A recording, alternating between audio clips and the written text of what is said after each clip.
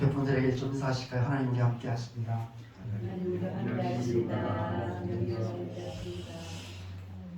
자, 오늘은 하나님의 나라로 다시 태어남이라는 제목으로 요한복음 3장 3절에서 8절까지 말씀을 읽겠습니다. 우리 요한복음을 지금 계속 이제 1장부터 조금씩 묵상해 가고 있는데 오늘은 요한복음 3장 3절에서 8절까지 말씀입니다. 이 말씀 함께 한 목소리 같이 읽겠습니다. 시작.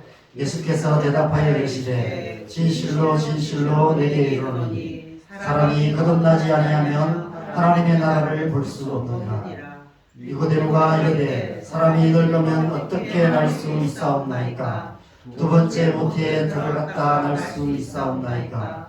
예수께서 대답하시되 진실로 진실로 내게 이르노니 사람이 물과 성령으로 나지 아니하면 하나님의 나라에 들어갈 수 없느니라. 육으로 난 것은 육이요 영으로 난 것은 영이니 내가 내게 거듭나야 하겠다는 하는 말을 놀랍게 여기지 말라. 바람이 임의로 불매 내가 그 소리는 들어도 어디서 와서 어디로 가는지 알지 못하나니 성령으로 난 사람도 다 그러하리라. 아멘. 여러분, 하나님의 나라는 어떤 곳일까요? 하나님의 나라가 어떤 곳인지 아는 사람은 이 세상에 아무도 없습니다. 아무도 하나님 나라를 가서 보고 온 사람이 없기 때문입니다. 하나님 나라가 어떤 곳인지 아시는 분은 오직 예수님밖에 없으십니다. 거기서 이 땅에 오신 분이시기 때문에 그렇습니다. 왜 예수님께서 이 땅에 오셨을까요? 우리에게 이 세상이 전부가 아니라는 것, 그냥 육신에 속해서 이 땅에 살아가는 것이 전부가 아니라는 것, 한평생 살다가 우리의 수명이 끝나고 죽으면 다 끝나는 것이 아니라는 것, 저 영원한 하나님 나라가 있다는 사실을 알게 하시고 보게 하시기 위해서 뿐만 아니라 우리를 그 하나님 나라로 인도하시기 위해서 이 땅에 오셨습니다. 사복음서를 보면 예수님께서 여러 가지 비유들을 말씀하십니다. 씨 뿌리는 비유, 겨자씨와 누룩의 비유, 밭에 감추인 보화의 비유, 좋은 진주의 비유, 거물의 비유, 포도원 품꾼의 비유, 달란트 비유, 혼인 잔치의 비유, 열처녀 비유, 여러 가지 수많은 비유들을 말씀하십니다. 무엇에 대한 비유일까요? 다 하나님의 나라에 대한 비유입니다. 천국에 대한 비유입니다. 마태복음 13장 34절에 35절의 말씀이 있습니다. 같이 읽겠습니다. 시작. 예수께서 이 모든 것을 우리에게 비유로 말씀하시고 비유가 아니면 아무것도 말씀하지 아니하셨으니 이는 선지자를 통하여 말씀하신 바 내가 입을 열어 비유로 말하고 창세부터 감추인 것을 드러내리라 함을 이루려 하시니라. 예수님께서 비유로 말씀하셨대요. 왜 비유로 말씀하셨을까요? 달리 설명할 방법이 없었기 때문에 그렇습니다. 말로는 설명할 수 없었기 때문에 창세전부터 감추인 이 하나님의 나라가 무엇인지를 우리가 알 수 있도록 설명할 수 있는 방법이 없었기 때문에 비유로 말씀하셨습니다. 그러면 인간이라는 존재는 자기의 경험치 안에서만 사실을 파악할 수 있습니다. 보고, 듣고, 느끼고, 경험한 것만 알고 이해할 수 있습니다.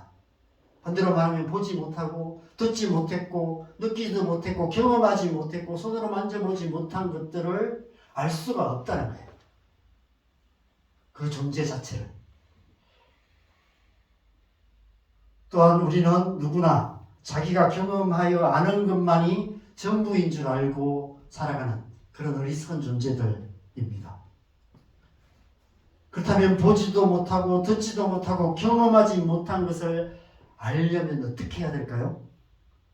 우리가 경험한 것들 안에서 비슷한 것을 떠올리게 해서 그것을 이해하게 해야 합니다.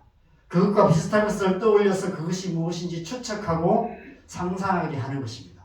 그래서 대충 이런 것을 말하는 것이구나 라는 생각을 하게 하는 것, 그것이 바로 비유입니다. 그래서 예수님께서 비유를 하셨어요. 문제는 비유로는 그것이 무엇인지 대충은 짐작하여 알 수는 있지만 정확하게 알 수는 없다는 것입니다. 그럼 만약 우리가 수백 년 전 고려시대나 조선시대 사람들에게 자동차에 대해서 설명한다면 어떻게 설명할 수 있을까요? 그냥 말이 없이 달리는 마차 정도로 설명할 수 있을 것입니다. 그렇게 설명하는 이 사람들이 자동차가 무엇인지 알 수 있을까요? 말이 없는데 어떻게 마차가 달릴 수 있지? 헛소리 하지 말라고 아마 핀잔을 들을 것입니다. TV나 스마트폰 같은 것을 설명하기는 더 어려울 것입니다. 적당한 비유조차도 찾을 수 없을 거예요. 옛날 TV가 처음 나왔을 때 사람들은 정말로 네모난 상자 속에 작은 사람들이 들어가 있는 게 아닐까 이런 생각까지 했다고 얘기합니다. 오늘날 우리에게는 자동차나 TV나 스마트폰이 무엇인지 따로 설명할 필요가 없습니다. 그것이 어떻게 작동하는지 원리는 몰라도 이미 우리는 스마트폰을 쓰고 있고 자동차를 타고 다니고 있기 때문에 설명하지 않아도 너무 잘 압니다. 예수님께서 하나님의 나라에 대해서 비유하시기가 쉽지 않으셨을 것이다 이런 생각이 들어요. 왜냐하면 이 세상에 하나님 나라와 비교할 수 있는 것이 아무것도 없었기 때문입니다. 아무도 하나님 나라를 본 사람이 없었기 때문입니다. 겨자씨와 누룩, 진주와 그물, 품꾼과 달란트, 혼인잔치와 열처녀, 이것이 구체적으로 무엇을 의미하는지, 무엇을 말씀하시는지 상상하기가 쉽지 않아요. 상상해봐야 이게 뭐야? 천국이 겨자씨와 같다. 천국이 누룩과 같다. 진주와 같다. 그물과 같다. 이렇게 말씀하시는데 그게 뭐야? 이렇게밖에 생각할 수 없습니다. 비유의 대가이신 예수님조차도 하나님 나라를 설명하기가 쉽지 않으셨을 것이다 이런 생각이 듭니다. 하나님 나라가 어떤 곳인지 우리가 어떻게 온전히 알 수 있을까요? 직접 가서 봐야만 알 수 있습니다. 어떻게 직접 가서 볼 수 있을까요? 죽어야죠. 이 육신의 장막을 벗고 저 영원한 하나님 나라에 들어가서 영생을 누리는 그때가 되면 비유로 말하지 않아도 여러 가지 비유를 하지 않아도 하나님 나라를 온전히 알게 될 것입니다. 그래서 요한복음 16장 25절에 이런 말씀이 있습니다. 같이 읽겠습니다. 시작. 이것을 비유로 너희에게 일렀거니와 때가 이르면 다시는 비유로 너희에게 이르지 않고 아버지에 대한 것을 밝히 이르리라. 때가 되면 예수님께서 다시 오시는 역사적인 종말의 때가 이르면, 아니 우리가 예수님 앞에 서게 되는 개인적인 종말의 때가 이르면 이 비유들이 구체적으로 무엇을 의미하는지를 밝히 알게 될 것입니다. 아, 이 비유는 이것을 말씀하신 것이구나. 하나님의 나라가 참으로 겨자씨와 누룩과 같구나. 하나님의 나라는 참으로 진주와 그물과 같구나. 바로 우리가 혼인잔치의 열처녀이구나. 저절로 감탄사가 터져 나올 것입니다. 그날이 속히 오기를 간절히 소망합니다. 하나님 나라에 대한 이 간절한 소망을 담아서 오늘 이 니고데모 이야기로 우리가 함께 들어가 보려 합니다. 오늘 본문의 니고데모 이야기는 아마 중에 아직 성경을 잘 모르시는 분들은 잘 모를 수 있지만 교회를 좀 나누신 분들은 아마 수십 번 들었던 이야기일 것입니다. 그래서 따로 설명이 필요 없는 그런 이야기입니다. 중요한 것은 이 이야기 역시 요한복음에만 기록되어 있다는 사실입니다. 이 사실이 굉장히 중요합니다. 자, 이 말씀을 준비하면서 요한복음에는 다른 복음서와는 달리 하나님 나라에 대한 비유, 천국에 대한 비유가 하나도 기록되어 있지 않은 것을 제가 새롭게 알게 되었습니다. 하나님 나라라는 말조차도 오늘 본문에 딱 2번 나와요. 이 요한복음 3장 3절과 5절에 하나님 나라가 2번 나옵니다. 근데 마태복음과 마가복음과 누가복음에는 수없이 천국, 하나님 나라, 하나님의 나라라는 말들이 기록되어 있습니다. 다른 복음서에 수없이 기록되어 있는 이 하나님의 나라라는 말을 사도 요한은 아끼고 아껴서 오늘 본문에만 딱 2번 기록하고 있습니다. 왜 그랬을까요? 사도 요한이 생각하는 하나님 나라에 대한 가장 중요한 한 가지 진리를 강조하기 위해서 의도적으로 그렇게 한 것이 아닐까, 이런 생각이 듭니다. 바로 이 말씀입니다. 이 2절 말씀. 사람이 거듭나지 아니하면 하나님의 나라를 볼 수 없느니라. 사람이 물과 성령으로 나지 아니하면 하나님 나라에 들어갈 수 없느니라. 바로 하나님의 나라와 거듭남에 대해서 말씀하시기 위해서입니다. 거듭남이 무엇인지, 거듭남의 의미에 대해서는 저도 여러 번 말씀을 나누었고 아마 여러분도 이미 수없이 들어서 아시는 내용일 것입니다. 우리 그리스도인들은 출생의 비밀을 가진 사람들이라고 제가 말씀을 드렸습니다. 이 세상 사람들은 한 번 태어난 사람들이지만 그리스도인은 2번 태어난 사람들입니다. 이 세상 사람들과 똑같이 혈통으로나 입종으로나 사람의 뜻으로 엄마 뱃속에서 우리는 한 번 태어났습니다. 육신의 탄생이죠. 그런데 우리는 예수님을 믿음으로 말미암아 하나님의 자녀로 하나님으로부터 다시 태어났습니다. 영적으로 다시 탄생한 사람들입니다. 그래서 모든 그리스도인들은 born again, 다시 태어난 거듭난 사람들입니다. 여러분, 신앙생활과 교회생활이 같을까요? 다를까요? 신앙생활과 교회생활은 같은 것이 아닙니다. 같은 것처럼 생각하지만 완전히 다릅니다. 신앙생활은 교회를 다니면서부터 시작되는 것이 아닙니다. 물론 신앙생활에 있어서 교회생활은 중요합니다. 그러나 교회생활이 곧 신앙생활은 아닙니다. 교회생활을 아무리 열심히 잘해도 거듭나지 않은 채 교회만 열심히 다니면 교회생활은 잘할 수 있지만 신앙생활은 할 수 없습니다. 신앙생활은 교회를 다니면서부터 시작되는 것이 아니라 거듭날 때부터 시작됩니다. 모태신앙으로 엄마 뱃속에서부터 교회를 다녔다고 해서 20년, 30년 교회 생활을 했다고 해서 신앙생활을 잘하고 있는 것이 아닙니다. 거듭나지 않았다면 아직 신앙생활을 시작조차 하지 않은 것입니다. 기독교 신앙에서 가장 중요한 것은 거듭남입니다. 다른 세상의 종교들과 다른 점이 바로 그것입니다. 다른 종교들은 지금 내 모습을 조금 더 나은 모습으로 만드는 것이 신앙의 목표입니다. 종교생활, 교회가 아니죠, 그죠? 하여튼 자기의 종교생활을 열심히 합니다. 왜 열심히 할까요? 도덕적으로 좀 더 나은 삶을 살고, 인격적으로 좀 더 나은 사람이 되고, 사회적으로 더 유익한 사람이 되는 것이 많은 종교들의 목적입니다. 좀 건전한 종교죠. 나름 건전하다고 말하는 종교들의 목적은 그거예요. 좀 더 나은 사람 되게 만드는 것.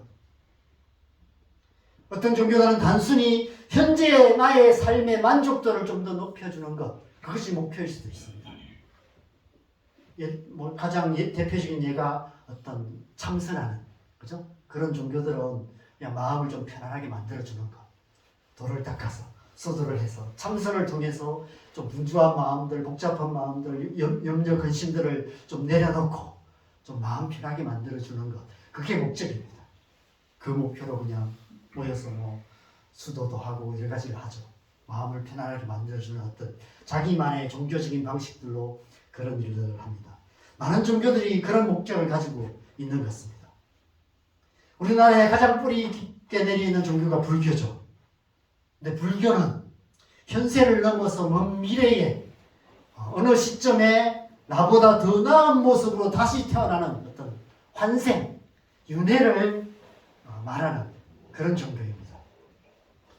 가끔 환생을 주제로 하는 드라마들이 있습니다. 그런 드라마들이 인기를 누리는 것을 보면 우리나라의 사고 안에는 이 불교적인 사고가 굉장히 뿌리 깊게 자리 잡고 있구나 이런 생각이 듭니다. 500년 이상 불교의 사고 속에 살았으니까 그럴 수밖에 없죠. 그죠? 수백 년 전에 과거에 못다 이룬 어떤 사랑을 이렇게 현세에 와서 다시 환생해갖고 그 사랑을 이루는 이런 내용들이 드라마의 주제가 있는 것이 많이 있습니다. 문득 이런 의문이 들었어요. 만약 환생이 정말 있다고 하더라도 다음 생애에 우리나라 사람으로 태어날 확률이 얼마나 될까? 이런 생각이 들었습니다. 꼭 우리나라 안에서만 환생하는 것이 아니라면 환생했는데 아프리카에 태어나고 방글라데시 같은 극빈층 나라에 태어나서 지금보다 더 극한 고생을 하게 될 확률이 더 높지 않을까 이런 생각이 들었습니다. 그렇게 환생하는 거라면 차라리 환생 안 하는 게 낫겠죠. 우리가 조금만 더 깊이 생각하면 이것이 얼마나 말도 안 되는 교리인지 금방 알 수 있습니다. 그렇다면 기독교가 말하는 거듭남은 어떤 의미일까요? 거듭남은 지금 현재 살아가고 있는 나라는 존재 안에서 일어나는 본질적인 변화를 말합니다. 우리가 앞서 나눴던 말씀 속에 갈릴리 가나의 혼인잔치 이야기가 있었습니다. 그 혼인잔치에서 예수님께서 물을 포도주로 변화시켜 주셨어요. 완전히 다른 존재, 본질이 변화된 존재가 되게 만드셨습니다. 거듭남이라는 게 바로 그런 거예요. 우리의 내적인 본질이 완전히 변화되는 것을 말합니다. 저와 여러분이 전혀 다른 존재로 다시 태어나는 것을 말합니다. 물론 그것은 우리의 육체를 말하는 것이 아니에요. 이 말을 제대로 이해하지 못한 니고데모가 오늘 예수님께 이렇게 항변합니다. 4절입니다. 니고데모가 이르되 사람이 늙으면 어떻게 날 수 있사옵나이까? 두 번째 모태에 들어갔다 날 수 있사옵나이까? 이 나이에 다시 엄마 뱃속에 다시 들어갔다 나오란 말이냐? 이렇게 항변을 합니다. 이렇게 항변할 수밖에 없는 게 이 거듭남이란 말을 한 번도 들어본 적이 없겠습니다. 예수님 이전에 누구도 이 말을 쓴 적이 없거든요. 요즘 우리가 관용적으로 써요. 거듭나야 된다. 이런 얘기를 합니다. 근데 예수님 이전에 이 말을 쓴 사람이 아무도 없었어요. 예수님께서 처음 니고데모에게 처음 하신 말씀이었어요. 니고데모의 항변이 맞습니다. 우리의 육체는 이 니고데모의 말대로 지금 모태에 들어갔다 다시 나올 수 없습니다. 거듭남이란 우리의 육체의 재탄생을 말하는 것이 아닙니다. 성령 수술을 통해서 얼굴을 좀 바꾸고 운동을 통해서 몸을 좀 더 건강하게 만들 수는 있지만 완전히 새로운 몸으로 우리를 변화시킬 수는 없는 것입니다. 그렇다고 우리의 마음이나 생각이나 인격이 변화되는 정도를 말하는 것도 아닙니다. 많은 사람들이 거듭남을 그렇게 생각할 수 있어요. 좀 성격이 좀 바뀌는 것, 좀 교회 다니면서 못했던 성격이 좀 착하게 바뀌는 것, 그 정도로 생각할 수 있습니다. 마음이나 생각이나 인격의 변화 정도를 말하는 것이 아닙니다. 그런 변화는 거듭남 이후에 신앙생활을 통해서 오랜 시간이 지나면서 조금씩 맺어지는 열매입니다. 신앙생활 하다 보면 거듭난 이후에 신앙생활 하다 보면 조금씩 바뀌어요. 저는 정말 내성적이었거든요. 오늘도 갑자기 이렇게 많이 오시니까 갑자기 긴장도가 높아져서 식은땀이 삐질삐질 나기 시작했어요. 옛날에는 그랬어요.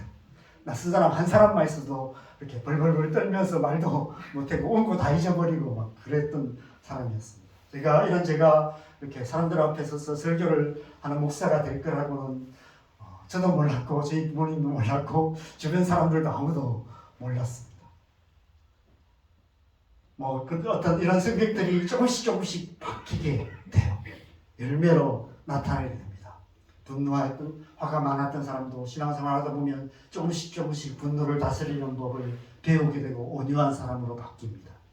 교만했던 사람들이 신앙생활하면서 사람들과 부딪혀가면서 그 교만함이 깎이고 깎여서 겸손한 사람이 되어 가죠. 근데 그것을 거듭남이라고 말하지 않아요. 그것은 열매입니다. 거듭남이란 더 깊은 본질이 뿌리가 바뀌는 것을 말해요. 뿌리가 바뀌면 열매가 바뀌는 거예요. 우리 육체가 아닌, 우리 어떤 성품이나 이런 혼적인 것이 아닌 우리의 존재의 뿌리인 우리의 영이 새롭게 되는 것을 말하는 것입니다. 물과 성령으로 우리 안에 하나님의 영으로 우리가 다시 태어나게 되는 것, 그것을 거듭남이라고 말하는 것입니다. 물 세례를 통해서 옛 사람이 죽고 성령의 세례를 통해서 우리 속에 하나님의 영이 거하시는 새 사람이 되는 것입니다. 혈통으로나 입종으로나 사람의 뜻으로 난 자가 아니라 하나님께로부터 난 하나님의 자녀가 되는 것입니다. 그것이 거듭남입니다. 그리스도인은 물과 성령으로 거듭난 사람들인 것이죠. 그래서 거듭남은 기독교 신앙의 가장 중요한 핵심입니다. 신앙생활은 거듭남으로부터 시작되는 것입니다. 이 사실을 조금만 더 진지하게 생각한다면 분명 이런 질문이 들어야 합니다. 이렇게 중요한 진리를 왜 다른 복음서들은 기록하지 않고 요한복음에만 기록하고 있는가? 이런 질문이 생기게 됩니다. 어쩌면 사도 요한이 요한복음을 기록할 수밖에 없었던 이유가 이 때문인지도 모릅니다. 오늘 본문에 보면 예수님께서 이 말씀을 한밤중에 몰래 예수님을 찾아온 유대인의 지도자였던 니고데모와의 대화 가운데 말씀하신 내용이라고 기록하고 있습니다. 바로 그 자리에 사도 요한이 함께 있었던 것 같습니다. 그래서 다른 복음서들이 미처 기록하지 못한 이 중요한 사실을 이 복음서에 기록할 수 있었던 것이 아닐까 생각됩니다. 또 한 가지 질문이 드는데 예수님께서 이 중요한 진리를, 이 중요한 말씀을 왜 한밤중에 몰래 찾아온 니고데모 한 사람에게 말씀하셨을까? 이런 질문이 들게 됩니다. 사도 요한이 이 사건을 기억하고 이렇게 기록하지 않았다면 우리는 니고데모라는 사람의 이름조차도 몰랐을 것이고, 왜냐하면 성경에 다른데 니고데모라는 이름이 없거든요. 여기만, 이 요한복음에만 니고데모라는 이름이 나오고 있습니다. 거듭남이라는 것도 우리가 알지 못했을 것입니다. 요한복음에만 거듭남이 기록되어 있기 때문에 그렇습니다. 이 말씀만이 아닙니다. 성경 말씀 가운데 이 세상 가장 많은 그리스도인들이 잘 알고 있고 가장 많이 암송하는 구절이 있습니다. 전도할 때 가장 많이 사용하는 구절입니다. 요한복음 3장 16절입니다. 우리 눈 감고 함께 암송하겠습니다. 하나님이 세상을 이처럼 사랑하사 독생자를 주셨으니 이는 그를 믿는 자마다 멸망하지 않고 영생을 얻게 하려 하심이라. 아멘. 제 말을 너무 잘 들으시는군요. 눈을 감고 진짜로 암송을 하시네요. 미국의 유명한 축구 선수 가운데 이 성경 구절을 이렇게 얼굴에 써서 쓴 채로 경기를 하는 그런 선수도 있다고 합니다. 그래서 미국에 이렇게 운동 경기를 보면 이런 요한복음 3장 16절 이걸 써서 모자를 쓰고 있는 관중들도 많이 있고 그런 티셔츠를 입고 있는 사람도 있고 이렇게 작은 팻말을 들고 그렇게 관람하는 사람들도 많이 있습니다. 이처럼 중요한 말씀을 예수님께서 한밤중에 몰래 찾아온 니고데모 한 사람과의 대화 가운데 말씀하셨던 사실. 저는 이 사실이 좀 이렇게 이해가 안 되기도 하고 굉장히 좀 이렇게 충격적이기도 합니다. 수많은 회중 앞에서 설교로 말씀하신 것이 아니라 니고데모 한 사람에게 하셨다는 거예요. 그래서 다른 복음서의 기자들은 이 사건을 잘 몰랐을 것입니다. 그러나 사도 요한은 그 현장에 함께 있었습니다. 한밤중에 니고데모라는 지도자가 예수님을 찾아온 것도 놀라웠어요.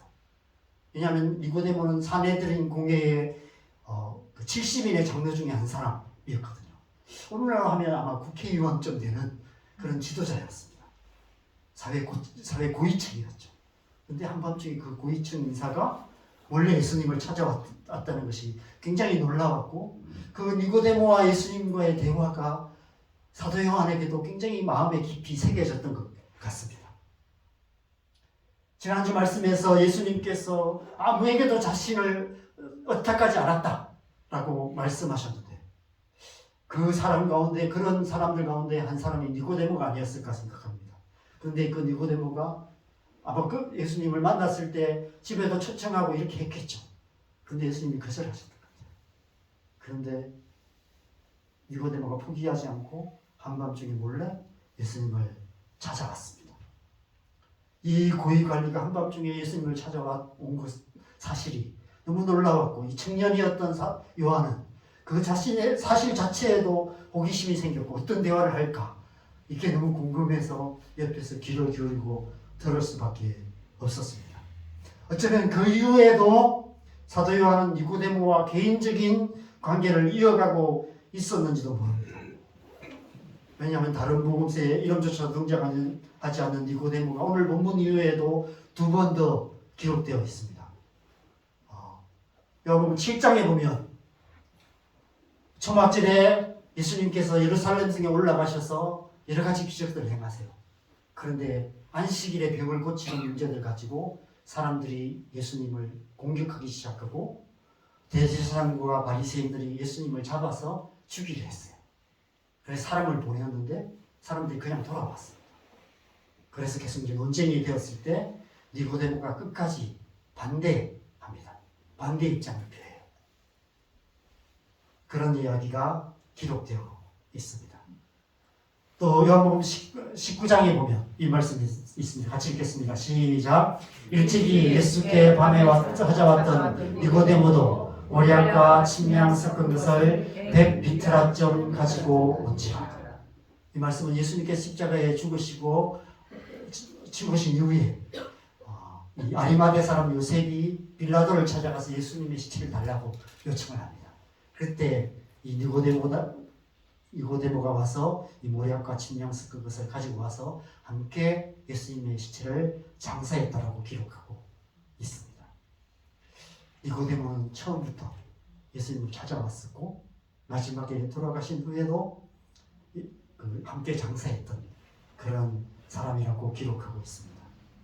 단정할 수는 없지만 분명 니고데모는 초대교회에서 굉장히 중요한 역할을 했을 것이고, 어쩌면 사도 요한의 사역에 굉장히 중요한 역할을 했던 오랜 어떤 동력자로 사역했던 사람이 아닐까 생각합니다. 그래서 니고데모 이야기를 이처럼 이 3장 전체, 한 장 전체에 걸쳐서 기록하고 있는 것입니다. 저는 이 말씀을 묵상하면서 이 한 가지 사실이 개인적으로 참 놀랍게 여겨집니다. 저는 설교자로서 말씀을 묵상하다가 새롭게 깨닫게 되는 말씀, 이전에 미처 몰랐던 말씀을 깨닫게 되면 이 말씀을 누군가에 전해야 되겠다 이런 막 불이 올라와요. 그런데 가능하면 많은 사람들이 있을 때 전하고 싶다 이런 마음이 생깁니다. 그냥 몇 사람 모인 곳에 전하는 거 말고 그냥 이렇게 최소한 수요 예배나 대예배 때 이렇게 전해야 더 많은 성도들에게 은혜를 나눌 수 있기 때문에 그런 마음이 듭니다. 요즘 유튜브로 이렇게 설교 영상을 올려서 조회수가 수만 명 내시는 그런 목사님들이 계시는데, 할 수만 있다면 그렇게 하고 싶다 이런 마음이 생깁니다. 그런데 놀라운 것은 예수님께서 이 중요한 진리를 한밤중에 몰래 찾아온 니고데모 한 사람에게 하셨더라고요.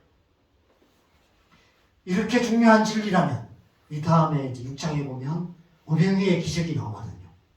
수만 명의 사람들이 모여 있습니다. 그때 이 말씀을 딱 선포하시면 얼마나 폼이 나시겠습니까? 얼마나 멋있어요. 그죠? 훨씬 더 효과적일 거예요. 그런데 예수님께서는 이 놀라운 진리를 단 한 사람, 니고데모와의 대화 가운데 말씀하셨어요. 여러분, 이 사실이 우리에게 어떤 의미가 있을까요? 여러분, 우리 하나님은 참으로 인격적인 분이십니다. 우리 구주 예수 그리스도께서도 참으로 인격적인 분이십니다. 그래서 예수 그리스도의 복음도 참으로 인격적일 수밖에 없습니다. 인격적이라는 것은 1대1의 관계를 전제로 합니다. 제가 여러분 앞에서 이렇게 설교를 하고 있지만 이것은 여러분과 인격적인 관계를 맺는 것은 아닙니다. 오늘 우리 정찬인재님 자녀들이 오셨는데 저희 이제 자녀분들을 사진으로 봤거든요. 오늘 이렇게 처음 이렇게 만납니다. 네, 제가 여러분에게 설교를 했지만 여러분들 좀 이제 각자 또 집으로 돌아가시고 한 1, 2년 지나면 아마 저라는 존재도 까맣게 잊을 거고 저도 여러분 길거리에 만나도 못 알아볼 겁니다. 왜냐하면 제가 설교를 했지만 여러분과 인격적인 관계를 맺은 건 아니거든요. 그렇죠? 인격적인 관계라는 것은 어떤 모양, 어떤 방식으로든 서로 만나서 1대1로 만나서 마음과 마음을 나누는 상호작용이 필요합니다. 저는 지금 여러분과 상호작용을 하는 것이 아니라 일방적인 설교를 하고 있습니다. 그런데 예수님께서는 중요한 진리일수록 일방적인 설교로 말씀하지 않으셨어요. 개인적이고 인격적인 관계를 통해서 대화하시고 가르치시고 설득하시고 권면하셨습니다. 무리들을 향해서 비유로 말씀하시고 설교하신 후에도 제자들과는 따로 만나셔서 그 비유에 대해서 그날 나눈 말씀에 대해서 대화하시고 그 의미를 따로 알려주시고 그렇게 하셨습니다. 제자들은 예수님과 인격적인 관계를 통해서 하나님의 말씀을 들었고 그래서 주는 그리스도시요 살아계신 하나님의 아들이시라는 신앙 고백을 할 수 있었던 것입니다. 여러분, 예수님의 복음은 시장이나 거리에서 일방적인 외침을 통해서 전해지지 않습니다. 예수님의 복음은 설교를 통해서 전해지긴 하지만 그러나 설교를 통해서도 온전히 전해질 수 없습니다. 예수님의 복음은 1대1의 인격적인 관계를 통해서 전해지는 것입니다. 인격적인 만남을 통해서 인격적인 복음이 전해질 때 예수님과의 인격적인 만남이 이루어지는 것입니다. 그렇게 우리가 예수님을 만났어요. 물론 많은 사람들이 교회 생활을 하다가 예수님을 만났지만 여러분의 신앙을 돌아보시면 그렇게 교회를 쭉 다니다가 어느 순간 어느 모임, 어느 집회, 어느 예배에 참석했을 때 그날따라 그 말씀이 마음에 탁 와닿는 그런 때가 있었을 것입니다. 오늘 우리 영광 형제가 이제 이렇게 명절이라서 집에 갔는데 지난주에 잠깐 제가 만나서 얘기를 나눴는데 이 친구도 선교사님 자녀로서 지금까지 교회를 다녔지만 좀 대학교 때 좀 방황을 했답니다. 그러다가 몇 년 전인가 어떤 모임에 가서 그날 그 말씀이 너무 마음에 와닿아서 많이 이렇게 울고 회개하고 그때부터 마음이 딱 새로워졌대요. 그때부터 하나님을 찾게 되고 하나님을 더 의지하게 되었대요. 제가 27인가 28이 그렇거든요. 선교사의 자녀로서 20몇 년을 살았어요. 그런데 그날 하나님의 말씀, 하나님의 복음, 예수 그리스도를 인격적으로 만나는 그런 은혜가 있었던 것입니다. 아마 저도 그랬고 여러분도 지금까지 신앙생활에 그런 은혜가 있었을 것입니다. 아직도 그런 은혜가 없었다면 그 은혜를 사모하시기 바랍니다. 우리가 그렇게 예수님을 개인적으로 느끼고 인격적으로 만나는 바로 그 순간 놀라운 일이 일어납니다. 하늘로부터 바람이 불어와요. 그 바람 우리가 몸으로 느낄 수 있는 바람은 아닙니다. 바람이 임의로 불매 네가 그 소리는 들어도 어디서 와서 어디로 가는지 알지 못하나니 성령으로 난 사람도 다 그러하니라. 이 말씀처럼 성령의 바람이 우리에게 불어와서 우리의 영혼이 거듭나게 되는 것입니다. 그래서 성령으로 난 자가 되는 거예요. 바로 그때 우리는 그리스도인이 되는 것입니다. 바로 그때부터 신앙생활이 시작되는 거예요. 신앙생활을 하려면 그 은혜가 있어야 됩니다. 예수님과 나와의 인격적인 만남을 통해서 내 안에 성령의 바람이 불어와 내 영혼이 거듭나는 은혜, 그 은혜가 우리 가운데 있어야 하는 것이죠. 성령의 역사는 언제나 그래왔습니다. 사도행전 왜 요한복음을 썼지? 앞에 제가 타이틀을 안 바꿨네요. 사도행전 2장 1절에서 사실 말씀 보면 이 말씀이 있습니다. 같이 읽겠습니다. 시작. 오순절 날이 이미 이르매 그들이 다 같이 한 곳에 모였더니 호련히 하늘로부터 급하고 강한 바람 같은 소리가 있어 그들이 앉아 놓은 집에 가득하며 마치 불의 혀처럼 갈라지는 것들이 그들에게 보여 각 사람이 하나씩 임하여 있더니 그들이 다 성령의 충만함을 받고 성령이 말하게 하심을 따라 다른 언어들로 말하기를 시작하니라. 오순절 성령이 처음 강림하실 때 급하고 강한 바람으로 임하셨지만 바람 같은 소리로 임하셨지만 불의 혀처럼 갈라진 것이 각 사람이 하나씩 임하였다. 이렇게 말씀하고 있습니다. 그래서 그들이 다 같은 성령으로 충만함을 받았지만 그러나 다른 언어로 말하기 시작했다. 이렇게 말씀하고 있습니다.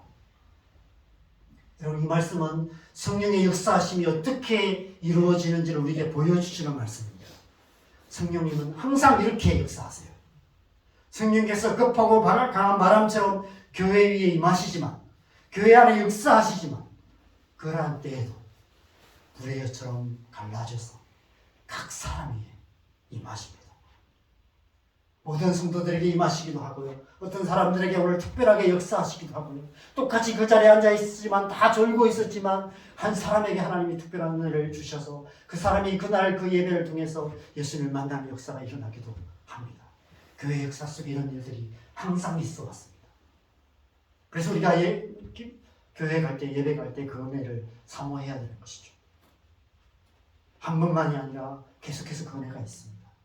낙심하고 좌절하고 마음이 어려웠는데 예배 가운데서 찬양하고 기도하고 말씀을 듣는 가운데서 갑자기 하나님이 주시는 위로가 있고 하나님이 주신 새 소망이 다시 회복되고 그래서 다시 한번 우리의 연약했던 영혼이 다시 한번 성령으로 충만하게 되는 그런 은혜들이 늘 있어왔고 지금도 있는 줄 믿습니다.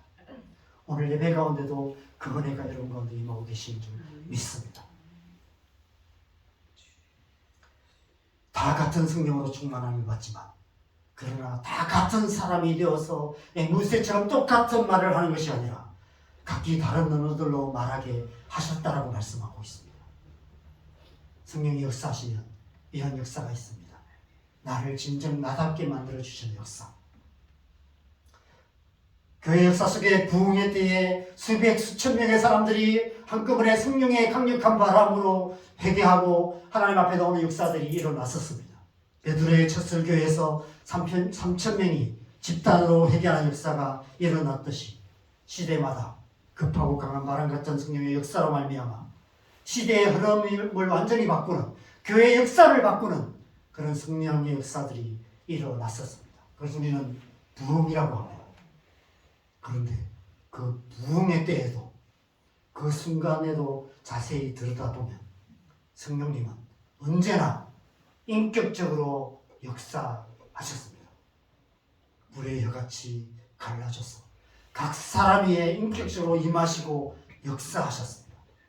그래서 그들을 거듭나게 하셔서 성령으로 살며 성령으로 행하는 성령의 사람이 되게 하셨습니다. 그 가운데 모든 사람들이 100명, 1000명이 있었지만 모든 사람들이 다 한꺼번에 바뀐 것은 아니었어요. 그 가운데 정말 하나님을 사모하고 하나님을 만나기 원했던 사람, 하나님을 향한 갈망이 있었던 사람들에게 하나님이 임하시고 성령이 임하셔서 그들 가운데 하나님의 은혜를 주셨던 것입니다. 지금도 마찬가지입니다. 지금도 성령님은 그렇게 역사하고 계십니다. 저와 여러분의 삶 속에서도 그렇게 역사해 오셨습니다. 저와 여러분이 지금 이 자리에 있을 수 있는 것은 우리의 지나온 삶 속에 성령님께서 그렇게 역사하심으로 말미암아 우리의 삶을 지금까지 인도해 오셨기 때문인 줄 믿습니다. 우리가 이 놀라운 성령의 역사하신 가운데 들어가기 위해서는 먼저 예수님을 인격적으로 만나야 합니다. 오늘 니고데모가 한밤중에 예수님을 찾아왔던 것처럼 예수님과 1대1의 인격적인 만남을 가졌던 것처럼 우리가 개인도 우리 인생의 한밤중 같은 시간, 많은 사람들이 그때 예수님 만나요. 제일 힘들 때, 마음이 제일 어려울 때, 삶의 소망이 끊어지는 것 같은 그런 일일 때, 일을 당할 때, 절망할 때, 사업에 어려움을 겪기도 하고요, 관계에 어려움을 겪기도 하고요, 직장에서 어려움을 겪기도 하고요, 건강에 어려움을 당하기도 합니다. 인생이 내 마음대로 안 되는 것 같은 그런 현실을 당하게 될 때가 있습니다. 그런 때 많은 사람들이 예수님을 만나요. 나만 믿고 내 힘만 믿고 살다가 내 가진 거 믿고 살다가 내 뜻대로 안 되는 것을 알게 되기 시작할 때 나라는 존재가 내 힘으로 안 되는구나 하는 것을 알게 됩니다. 그때 하나님을 의지하게 돼요. 하나님을 더 찾게 돼요. 뭔가 들었던 것, 예수님이라는 이름, 하나님이라는 이름을 찾게 돼요. 그때 예수님을 만나게 돼요. 그런 시간이 필요해요. 한밤중 같은 시간에 홀로 예수님을 찾는 시간.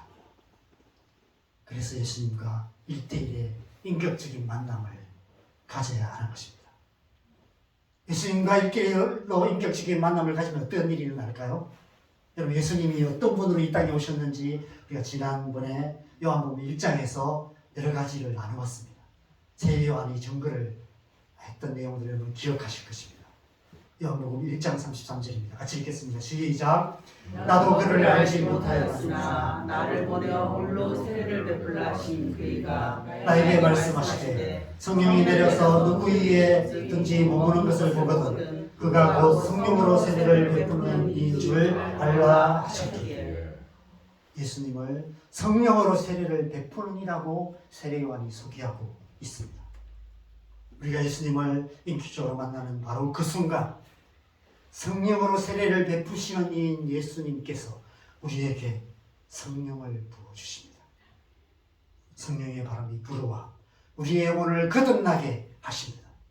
그래서 우리가 성령으로 난 사람이 되는 것입니다. 성령으로 난 사람이 되면 그때부터는 더 이상 내 힘으로 살며 내 마음대로 행하는 그런 삶을 살지 않게 돼요. 언제 어디서 무엇을 하든지 성령으로 살며 성령으로 행하게 됩니다. 성령의 인도하심을 받아 살아가게 돼요.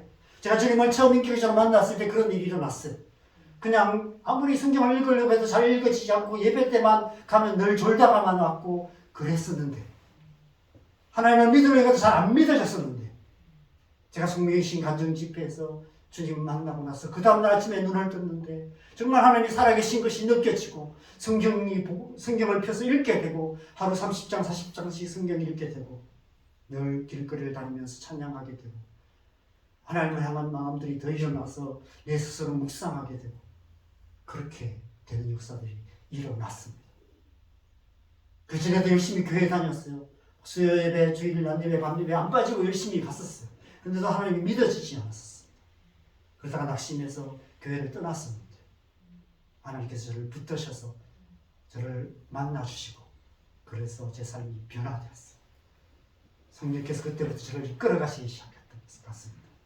그래서 제가 성령으로 살며 성령으로 행하는 것이 무엇인지 삶으로 경험해서 알았고요. 제가 그래서 이 자리에 있게 된 것입니다. 아마 여러분도 마찬가지일 것입니다. 날마다 순간마다 성령님과 개인적이고 인격적인 관계 안에 살아가게 되는 것입니다. 거듭남이라는 본질적인 변화를 통해서 본격적인 신앙생활이 시작되는 거예요. 신앙생활은 예수님을 믿고 성령으로 거듭남으로 시작해서 날마다 순간마다 성령님과 개인적이고 인격적인 관계 안에 거하는 것이며 한 걸음 더 나아가서 주변 사람들과 인격적인 관계를 맺으며 살아가는 것입니다. 그런 인격적인 관계를 통해서 예수 그리스도의 복음을 전하며 인격적인 관계를 통해서 예수 그리스도의 몸된 교회 공동체를 이루어 가는 것입니다. 그렇게 하나님 나라가 이루어져 가는 거예요. 저와 여러분은 그렇게 하나님 나라로 다시 태어난 하나님의 사람들인 것입니다. 그래서 우리는 날마다 하나님의 사람답게 살아가야 하는 것이죠. 늘 성령의 은혜를 구하며 성령님과 동행하며 성령의 인도하심을 따라서 살아갈 때 내 힘으로 애쓰고 노력해서가 아니라 우리의 삶을 인도해 가시는 성령의 은혜로 날마다 하나님의 백성다운 삶을 살아가게 될 줄 믿습니다. 그러한 삶으로 하나님 나라를 이루어가는 저와 여러분 되시기를 주님의 이름으로 간절히 축원합니다. 함께 오늘 찬양하겠습니다.